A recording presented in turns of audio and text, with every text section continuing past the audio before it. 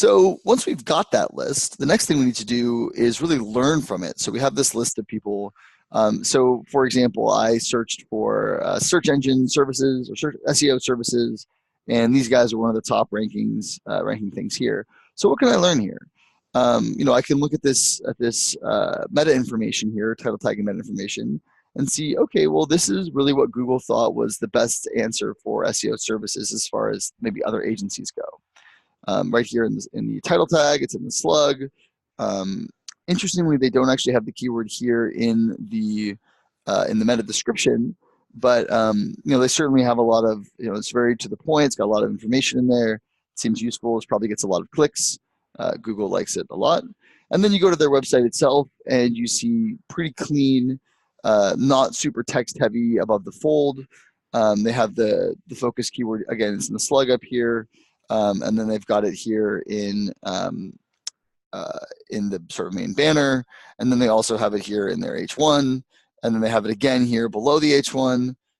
So they're really emphasizing that term a lot and sending a very clear signal to Google. So if I compared that with our site or someone else's site that's not competing as well, maybe we could say, okay, well, how can we emulate this and adjust our site in such a way that that we'd be sort of competitive in Google's eyes in terms of answering a quick question for this.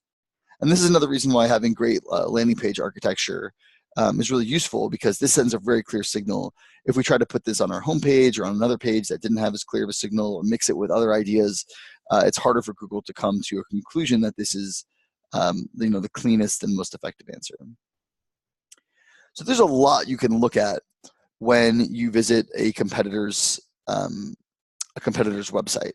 So I just put a list together here of the main things that you might be able to extract from your competitor's strategies. But for any given page, we can see we just looked at this a little bit, but we looked at their title tags, their URL structures, their meta information, and their page structures.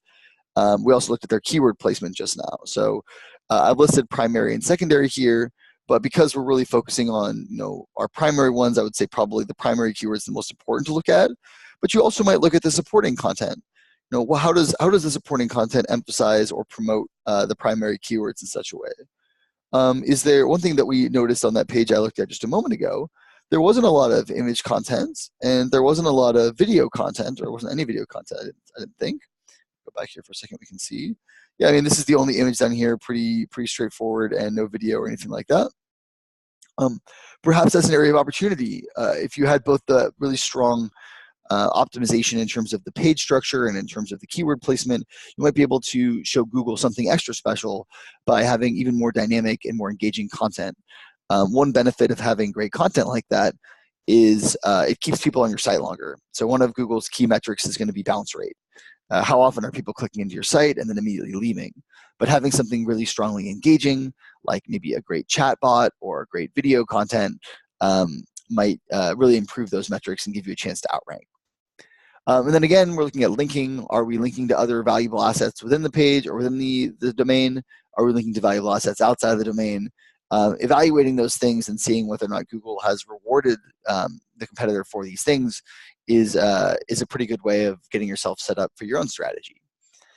I will say one thing: we look at a lot of websites at Digital Reach, and I don't think I've ever seen a perfectly optimized page before that has all of these things perfectly nailed and is invincible or infallible in Google's eyes. So there's always some sort of an opportunity to provide a better answer. So we're looking at this to critically identify what those opportunities might be. The next thing that's on-site SEO conversation. The next thing that's important is to think about offset SEO. I mean, the links are still more or less the king of SEO. Even if Google's content abilities are increasing. So evaluating your competition's link profile is a pretty great way to give you a sense of where to develop links on your own. We'll talk about link building here in more detail momentarily, but looking at where they have their main links and using a tool like Ahrefs.com is a pretty good tool for this. But asking yourself, what content are they creating that's actually resonating? Who is respecting that content by giving them links? And then how can you create a strategy with that content that will emulate their success or create links on your own? And we'll go into more detail on this in here in just a minute.